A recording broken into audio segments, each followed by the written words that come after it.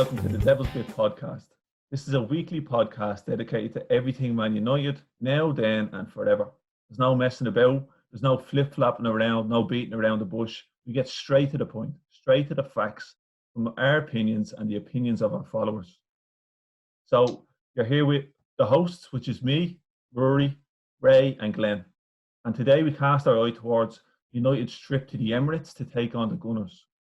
And during this podcast, we'll share comments from our followers on our social media, and you can find us on social media at Facebook, Instagram, and Twitter, and the name is The Devil's Bit.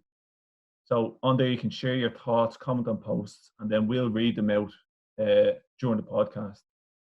So, of course, in today's game, we have to take in and acknowledge what happens off the pitch and what happens outside the dressing room. And I suppose this week's biggest news was in relation to Tenzabe and Martial and the negative comments they received as a result of the home defeat to Sheffield United. So Man United released a statement about that, and we're actually just going to read that out now quickly before we start. So everyone at Manchester United is disgusted by the racial abuse received by players via social media after tonight's game. We utterly condemn it. And it is encouraging to see other fans condemn this on social media also. Manchester United has zero tolerance of any form of racism or discrimination and a long-standing commitment to campaigning against it through our All Red, All Equal initiative. Identifying these anonymous, mindless idiots remains problematic.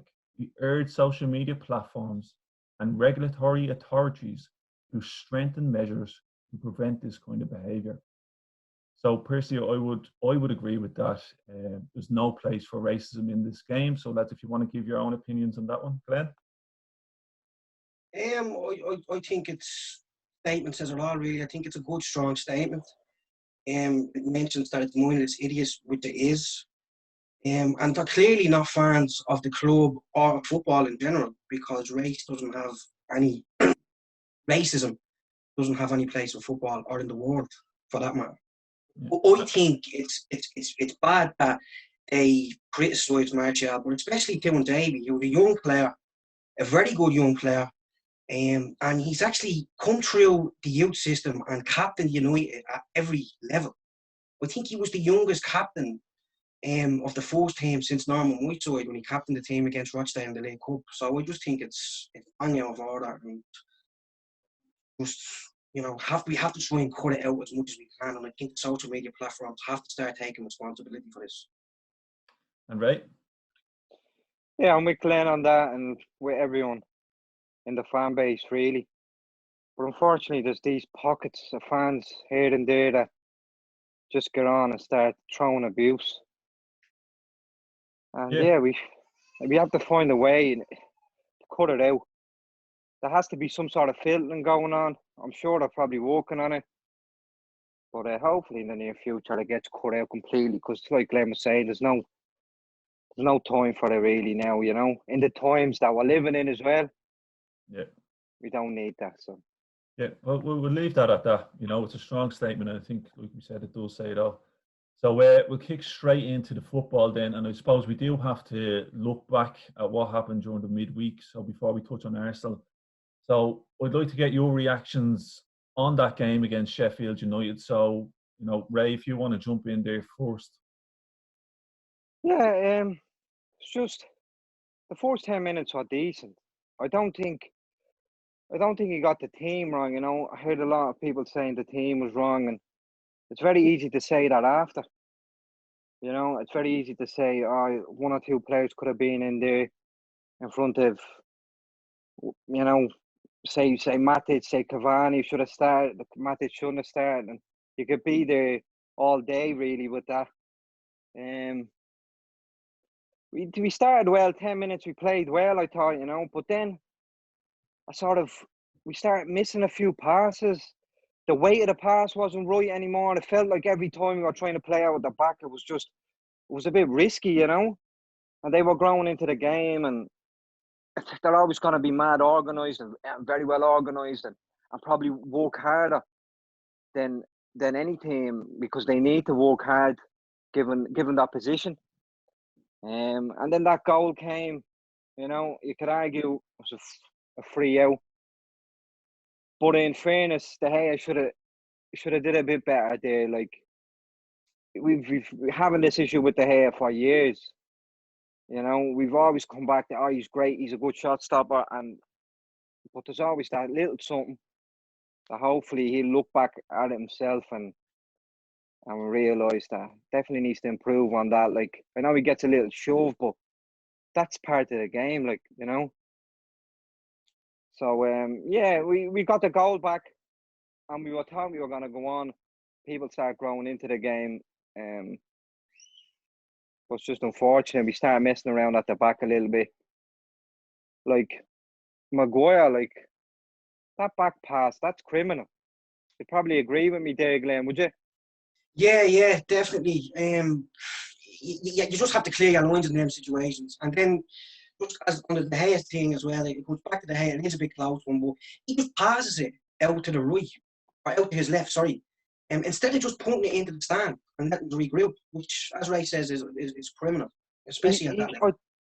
I don't think he was expecting it. Like, you know, you wouldn't expect a back pass there, and to get your feet right with that many yards, it was about 3 or 4 yards. That, you know, to get your feet right and plant it into the. Yeah, go ahead. That's not the first time Maguire's done that as well. He's done that in a couple of games where he's given the ball back to the head when he's only 2 or 3 yards away from him. You know, if I was the goalkeeper there, you'd have to be having a word with him and saying, listen, unless it's absolutely necessary, just clear your lines. Clear it out in the throw, clear it out in the corner, and we just regroup. But then if it does come back to the head, no, go ahead. I was watching some sort of, I did a podcast with Maguire going on about after every game, the minute he gets home, he'll receive sort of clips of his individual play, you know. And I thought it just looked like, it was mad. I had that in my head, and then it looked like that was something that he'd be thinking, right, I'll do my little job here, look good, you know, play back to the keeper. But in fairness, he should have looked like an old school defender there, put it into the stand and regroup, defend that box then. You know, if you get that one wrong like they did there, it'll just creep into the game. It's late, you're drained, you know what I mean? There's intensity on the pitch. It's just, if you get something like that wrong, it'll trickle through the team in a negative way, and we conceded from that a couple of minutes or whatever it was, a couple of seconds. Yeah, right. And you were saying there that Maguire, you know, afterwards receives clips of the game. He also released a short statement. So I'll just read that out, and we have some feedback from one of our followers as well on that. So Maguire said, "Now it's time to stand up and be counted. When you get kicked down, it's how quick you bounce back. And Saturday's a big one. We have to get 3 points." So then we have a fan, Deco, who commented under that post that we actually shared on our Facebook then. And he said, "This bounce back shite. Now this lad is our captain. Yeah, he's no leader skills at all. It's time to give Lindelof or Bailey a chance or bring in another centre half." So they're strong words. They are strong words, you know. What would you think about that now? All right. Yeah. Go ahead, Glenn. I agree with Deco to a certain extent. I don't think Harry Maguire is leadership material. But I think the problem all he had is when he came in, I don't think there was any leaders in the squad at all. I mean, you look at that for a while, Ashley Young was a captain. And I don't think he was captain because of his leader experience. I think it was just because he was the oldest player there. And I think Solskjaer had to look to make a statement because Maguire came in for the money he came in for, and he's a centre-back so he can see the whole game in front of him. You know, and he's English, you know, we stick him in as captain. But I think it's actually hindered this game a bit because I think there's a lot of pressure on him from the money we brought him in for and then everything that goes with being, you know, Manchester United captain. So I agree with Deco to a certain extent. The Bally situation is puzzling for me, to be honest. I think Bally's come into the squad in the last couple of weeks and he's done really well. But yet in the big games against Liverpool, twice against Liverpool, he's been left out for Lindelof. And I've nothing against Lindelof, but I just feel like Ollie sort of sticks to his favourites when it comes to these big games. So I don't think we should be looking to bring in a new centre-back this month. Obviously, it's near the end of the transfer window anyway, so that doesn't look likely. But if we was looking to bring in a centre-half, it would have to be someone that can actually lead the back line. I mean, we go back to Ray talking about Harry Maguire with that pass back to De Gea. I just feel with Maguire, when he's playing the game, if he makes a mistake, a bad pass, or he gets dribbled past, I think when that affects him, it affects the whole back line. It runs through the whole lot. And I don't think we can be afford to be doing that with the situation that we're in terms of the title race. So I'd agree with Deco to a certain extent, yeah. And Ray, what would you think about that comment?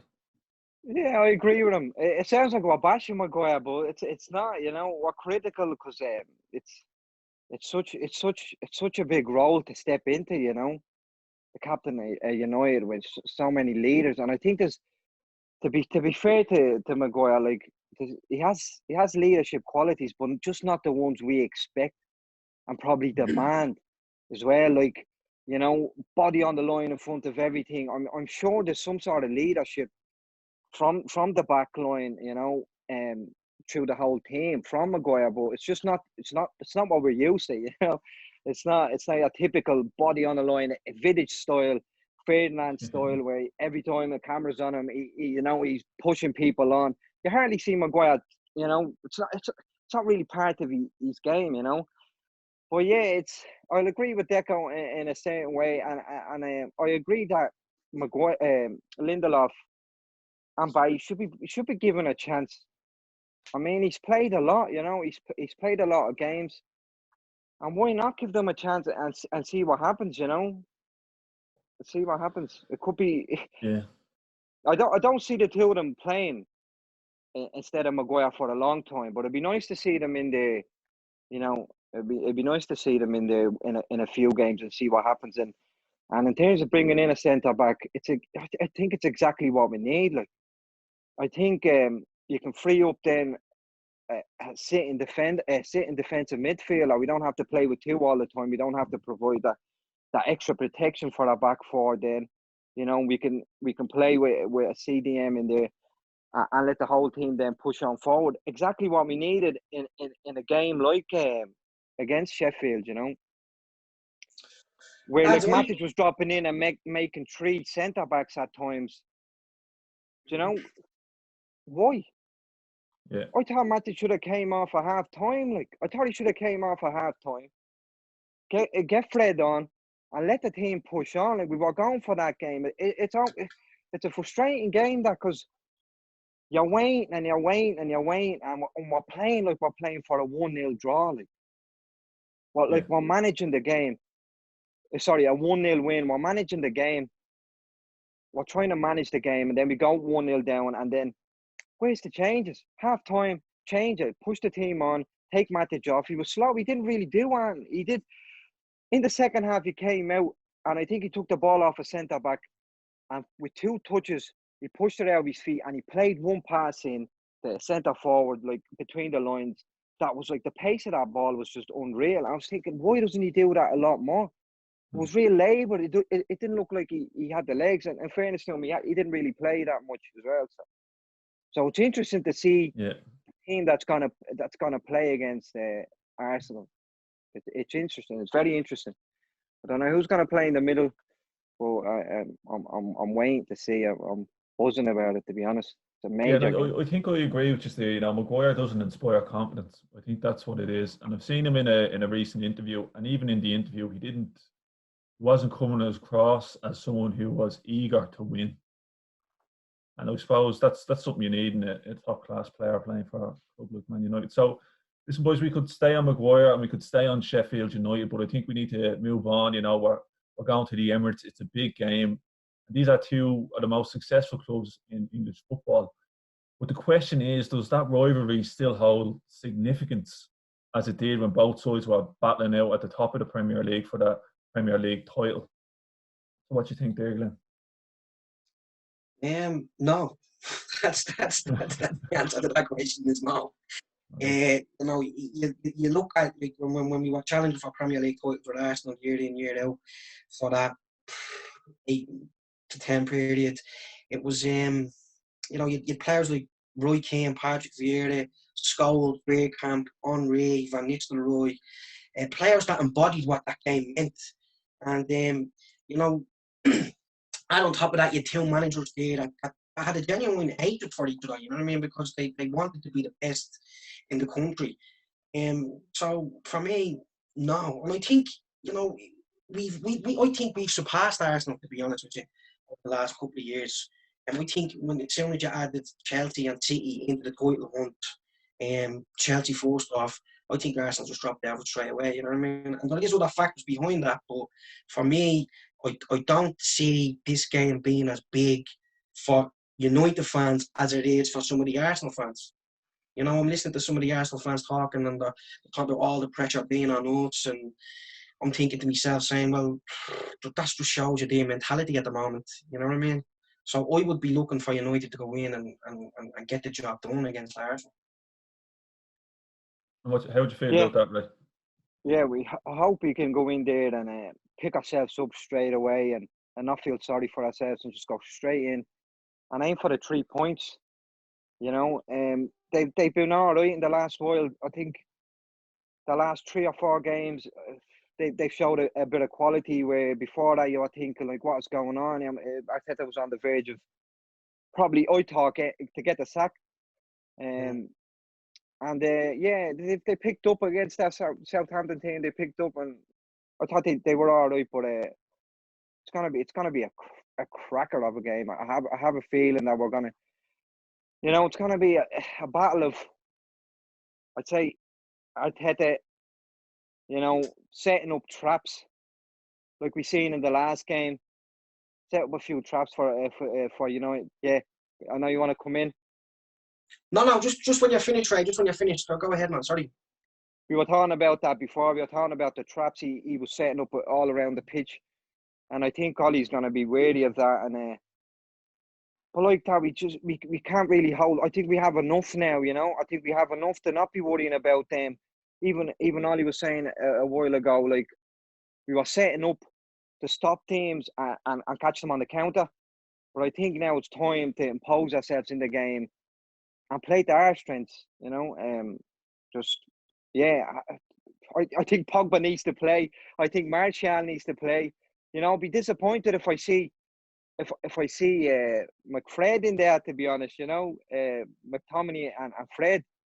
But it could be likely. It could be likely, because if he's thinking too much about stopping Arsenal, then we're going to see that. We're going to see McTominay and Fred in there. But I think if we go for the game, I think we'll see Cavani, we'll see Martial. I know he's been slightly out of form, or he was getting highly criticised in that last game, but there was other players around that situation, going back to the Sheffield game. I know we moved on, but there's other players closer to the ball there, you know, and he got absolutely slated. But I think in this sort of game, with the quality that Arsenal have as well, I think, you know, our quality will show. I hope it shows. You know. Jeez, yeah, please, God. Ben, yeah, go for it, man. Oh, just you know, as we're going away to play in the Emirates, and I think at the moment, you know, you'd be more confident in United going to away games and getting results than we are when we're playing at home. So I think that sort of stance was down into these games. You know, at the moment, if we avoid defeat, you know, we set a new club record for most away games undefeated, which is a record at 17 at the moment that we're level with. That was held by the treble winners of '99. You know, so when you look at our away form this year compared to our home form, it's like chalk and cheese. You look at our home form, we've played 10 games, we've won 4, we've lost 4, we've drawn 2. You know, possible 14 points out of possible 40. It doesn't really inspire confidence. Like, and you look at it, you say any home game we're playing against, you're like, Jesus, how are we going to break these sides down that we're playing against? But when we go away from home, you'd be thinking to yourself, yeah, we can't catch these teams on the counter. And I would say, I do agree with Ray. I wouldn't want to see Fred and McTominay start together. And that's nothing against both players. I would like to see Pogba and Fred start together. I think there's an interesting stat out there that Manchester United lost 75% of the games that Fred hasn't featured in, or hasn't started in. So I think he needs to start. And I think when he starts, I think that gives Pogba a little bit of freedom and a little bit of confidence to know that he can go a little bit forward and do his thing, knowing that there's a little bit of protection in behind him. And as well as legs. I think when Matic is in there, I don't think it quite works the same as it would with Fred, because I don't think Matic quite has the legs anymore to get around the pitch if we lose the ball high up the pitch. You know what I'm saying? He's hardly ever high up the pitch, you know what I mean? He's always like that third centre back all the time. Matic, Ray, yeah, definitely, yeah. Do you know what I mean? Like, where's the pressure? Push But on up. that's that fear of him knowing his own body, knowing that he can't get back if he's caught out of position. But I mean, you look at Fred, like, you know what I mean? He's a bit of pace about him, you know what I mean? He might win every tackle he goes in on. It'd be interesting to see to know if that's a message from Ollie when the Matic plays, you know, sit around the back, sort of apply that sort of quarterback distribution, you know what I mean? You don't see it enough though. Every time he plays, you don't really see it enough. And like you were saying, if you play McTominay and Fred, it's almost to stop the opposition. It's almost to give to use McTominay's legs to protect the back four, and probably the same with Fred on the other side of the midfield. But I think Pogba showed some quality in the last few games. He just showed box to box ability. You know, he's passing and you could tell he really wants it, and it's refreshing to see, because I know he's another player that went, you know, got some really, really bad criticism, and probably rightly so, because he didn't really perform, and his body language wasn't always right. You know, every time he was on the pitch, he was, you know, like that. But now he just looks really focused. He just looks really focused, and I want to see how his body language is in this game, knowing that this performance here could probably, you know, end our hopes for being up there, first or second for that league. I think tomorrow's team selection has to be spot on, and I think if he starts McTominay and Fred as the two sitting midfielders, then you have to wonder, where does that leave Pogba? If he starts Pogba out on the left, that pushes Rashford out onto the right, and it unbalances the team. You know, at the moment, you know, Pogba in the middle is definitely working, and I think when you have Rashford out on the left, we look more dangerous with him and Shaw. You know, there's a relationship building between them two players. And it was evident against Liverpool in the FA Cup. You know, Shaw bombing on past Rashford, giving him the option to play him in down the line, or else giving Rashford the option to cut inside. It makes defenders actually think. You know what I mean? I don't know what this guy's going to do. But if we start those two, McTominay and Fred, sitting in the middle, then the balance of the team will be off. And I don't think that's the way to go tomorrow. I think we have to go full strength and play our best players in their best positions and just go for it. Yeah, now just on that one, Glenn's saying tomorrow, we're actually recording this on Friday, so it's actually going out today, but you know what we mean, pre-match analysis. So just before we move on, we want to throw in a quick trivia question for you. So who is Man United's leading scorer in the Premier League against Arsenal? So that's a question for you there halfway through the podcast, and I'll give you the answer to that then at the end. So lads, I have another question here for you, right? So Ollie has... Don't interrupt me, Ray. Only joke. I'll get this out. So Ollie's faced Arsenal 4 times.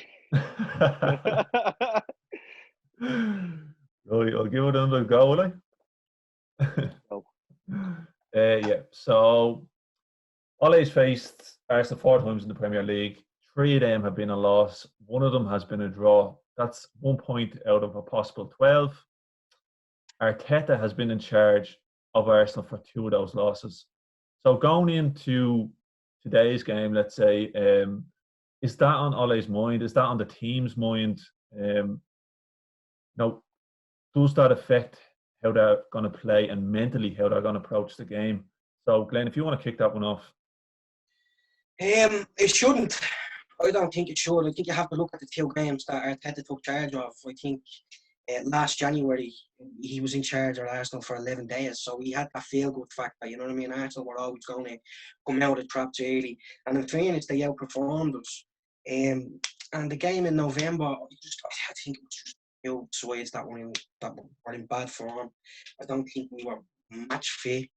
Our confidence was an all-time low, it seemed, and it took a penalty for Arsenal to get the result. So I don't think it should be on the players or Ollie's mind going into the game. I think we should just go out, play our own game, get out of the traps early. Don't avoid pressure on us. You know what I mean? Like, let's try and just get a foot on the ball and put them under pressure straight away. They've brought in, Arteta's brought in a lot of young players to the squad there over the last couple of weeks. You know what I mean? So that should be an advantage for us. You know what I mean? There's a lot of inexperience in the, so we should be able to take full advantage of that.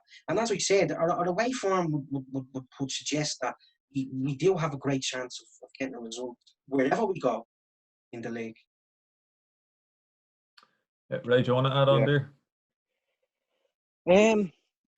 I'd say, we were talking about this a while ago, and I remember Glenn saying Arteta has all these numbers, and he could be, he could be right, in a way. Arteta said the way he set out last time was to stop that counter attack and never be caught out, But again, like, form goes out the window, The minute that game starts, it's exactly about a battle of energy, I'd say, because they're young, they're going to be buzzing, and we should have that quality to know how to manage that game.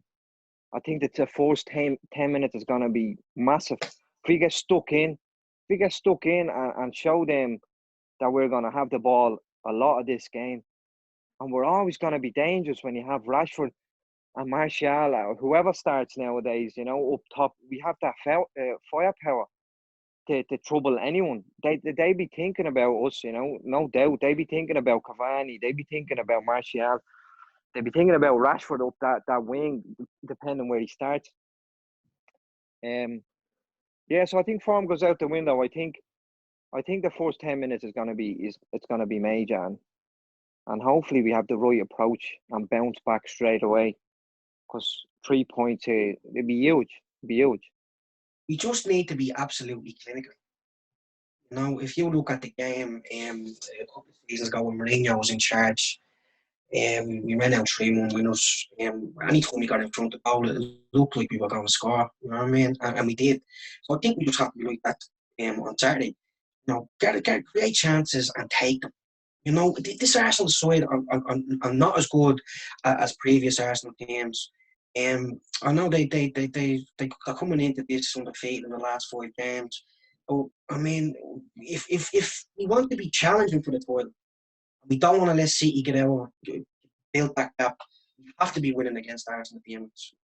And in fairness, they are going to do everything they can to stop us because there is a big rivalry there. But I genuinely think that if Ollie gets the team selection right, and the players perform to the capabilities that they're able to perform to, then we're well able to get the result here. It's no bigger game to play after a loss. Yeah, and that's the thing, Ray. That's the thing. You always hear players or managers saying, you know what I mean, the next one's the most important. And it's the fact that it's coming up so quick. You know what I mean? Go from Wednesday to Saturday straight away. So it doesn't give them that much time to dwell. Yeah, exactly. It could be the Sheffield game could be forgotten about. I know there's people are still sour over it, and you will be. And it'd be even worse if we don't get a proper result, which is 3 points against Arsenal. It'd be even worse. People will reflect the Sheffield game. It all started here. It was the wrong approach. People will go into Ollie. It's just the way it's going to be, It's going to be the wrong team. It's going to be players doing this. It started there, started against Sheffield. But if we bounce back and dust Arsenal like we're capable of, and shut all them fans up. yeah, shut them fans up. Yeah, I think the reason why a lot of fans are are upset with the result during the week is because, Sheffield United are bottom of the league. It looks like they're now going to be relegated. Don't get me wrong, they set up well. But for me, there's a stat out there that Sheffield United have only scored 2 goals in 2 goals in 2 games. Then both of them games were United. You know what I mean? I think it's the performance from United more than anything else. I think fans can deal with teams, with their team being beaten, but there's a way of losing. And I feel from watching it that I didn't think that we were up for it. I think the first 10 minutes, as you said, Ray, we looked all right. But then after that, you could just sort of see our passes they were just a little bit off.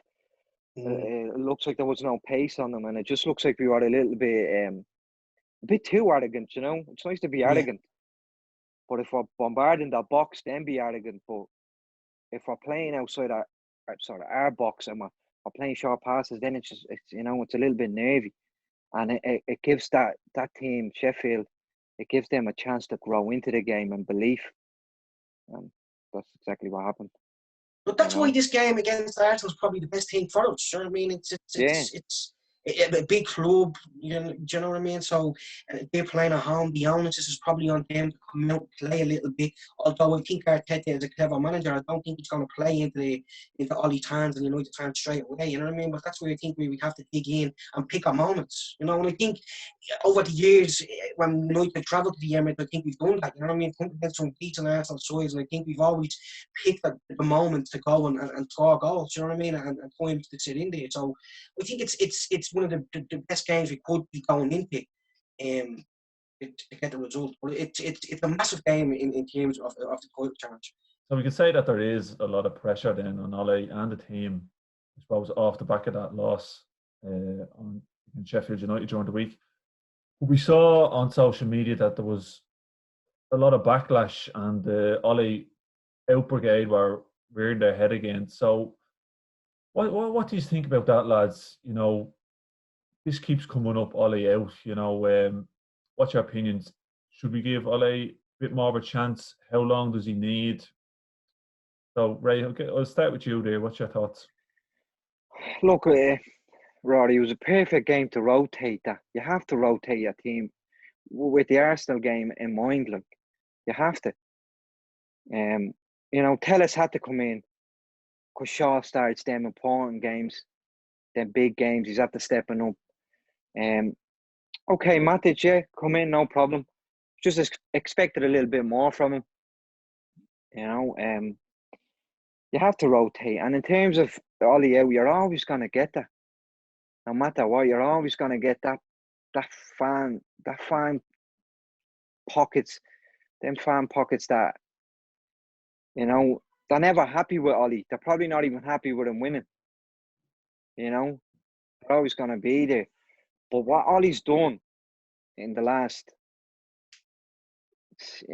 year and a half, it's huge to the club. The mentality change from the Jose era, where every player was a defender. Martial playing left back and the criticism and all. It's just all positive from Ollie, and it's good to see. And I always felt that all we needed, we tried everything. We tried Van Gaal, master tactician. We tried Jose, and it just didn't work for Jose. A renowned winner, he won what he won, and it was decent. He brought some silverware to the club, and it was great. But the quality of player that Jose brought in as well, I think it was decent enough. Like, Bailly's a good player, Pogba, whether that was his decision or not, it's arguable. But the mentality change that Ollie has brought in, and it's obviously not the best tactical manager. He's been found out a couple of times, but I think with the quality that we had in that team, we were always, before Ollie, we were always kind of one or two players short, and we had a lot of deadwood. So he's got rid of some deadwood. He was ruthless in that, There's still some deadwood there, and I think we're going to slowly get rid of them. And he'll bring in more. There was a time with Ollie where people were saying, he's only a PE teacher and all. But he didn't really have option B and C coming off the bench. You know, we had that A plan and he stuck with it and we did well. But now he's getting the chance to bring in one more transfer window, you know, and then I'd say you can be highly critical of him and think, you know, could it be right, could it not be right? But I think for the time you're looking around at the players, they're all buzzing to play for him. You can tell, you know, he's given them that freedom to go out and express themselves and attack. And I think we were lacking that major lacking. So you're saying probably another 12 months then? Yeah, definitely. Yeah. Definitely. I don't think he's been offered a new contract yet. Yeah, that came up in an interview actually. But I was going to ask you there to be a bit controversial. You're talking about Deadwood. Do you want to name a few of the players who you consider going out? Who need to go, yeah. Well, I'd say Jones for one, you know. He just signed a contract, I don't know, last year, I think, if I'm not mistaken, or the year before that, and he hasn't played. Don't know where he is. He's injured or something for the last, you know. Jones would be next. And Matic, time will come, you know. I think Matic would be next, and we have to look at replacing him. I think that's an important puzzle, you know, part of the puzzle there, where we need to get one CDM in there that allows that attacking force to be more attack minded rather than have to think about protecting the back four too much. And again, a centre back, a quality centre back. We've seen it with Liverpool, the difference it can make, you know. And I think we need that. And I think if he gets that opportunity to bring one world-class centre-back in, or even an up-and-coming centre-back that was scouting, that can do the job and also, you know, put the body on the line and do the stuff that Maguire doesn't do, because it's obvious that Maguire's going to be in the team for a long time, you know. So if you can get a good centre-back in there, move Rojo out and Jones, another piece of Deadwood gone, and we'll kick on, and then judge him when he has a full strength squad, and if he's still tactically inept, as people say, then have a look at it, you know. If we're not performing the way we should be with a 5-star team, then there's an issue. Yeah. But if he's doing as well as he's doing now, I think there's only and there's still room to improve. I think the Ollie Brigade can keep it shut. So Glenn, do you want to weigh in there on that one? Yeah, I just think there's I don't think we'll ever get away from Ollie coming under criticism from certain pockets of the fans, and just from the football community in general. It's the question you need to ask yourself is has there been progress made since Ollie's come into the team as first team manager? You know, you look at when he came in December 2018, the state that the team were in confidence-wise, no one was playing well. It looked like everyone was just down in the dumps. We were in 6th place, a point above Wolves, in 7th, you know, a newly promoted team. And then you look at what he's done in his first 14 games. We went unbeaten, you know, and it did tailor off then when he signed the new deal in March, like become permanent manager. I think sort of went back to the way they sort of were under Mourinho, which was confusing. But, you know, then we finished 5th, which was, you know, sort of went down with a whimper. But then you look to last year, you know what I mean, and the players you brought in, Wan-Bissaka, you know, Maguire, Dan James at the time, and what we achieved. Like, I mean, you know, we finished in the top 3. You know, we got to 3 semi-finals, albeit you don't want to be a team that keeps getting to these semi-finals and get knocked out, but we got that top 3 finish. And, you know, I was saying to Ray a while ago, I think the lockdown would have helped us with that, because I think when we came back from Project Restart, I think, you know, it obviously helped us because we seemed to be in unbelievable form. But you know, because we finished in the top three, I think you have to ask yourself and say, well, what's the next step to that? And it would be a title challenge. Is that winning the title? Probably not. But can we sustain a title challenge for the majority of the season? And at the beginning, I don't think we thought we would have been, you know, challenging for the title. But now we are. So at the moment, he's doing everything he's been asked to do. It would be nice to win something this year. You know, whether that's a cup or whether it's the Premier League. Obviously, we want the Premier League. That's the big one for us. But even if we were to win the FA Cup, you know, that would be progress. I think, you know, there's all this talk of Ollie out, it's stupid stuff. And I think that we need to just get behind him and get behind the team. And I don't see the club getting rid of him, you know what I mean, because he is doing a good job. And, you know, next year, it'll be about, can we take that next step? And that next step would be winning the title, if we can keep up this challenge at the moment. You know, and I think, you know, we're talking about, you know, the PE teacher status and everything. And I don't think tactically Ollie is a genius. And I don't think he pretends to be either. I think his main strength is his man management. And we've seen that now with Paul Pogba. You know, what Paul Pogba has done in the last couple of weeks. Obviously, that's down to the player, but that would be a lot down to Ollie as well, because of what he must be saying and how he's treating him. He's never come out with a negative statement about Pogba. Even when Raiola came out and says there's time for him to leave and he wants to leave and all this sort of bullshit, Ollie never actually came out and slated Pogba. And I think the team and Pogba are reaping the benefits for that. And, you know, Darren Fletcher came into the coaching setup here, and he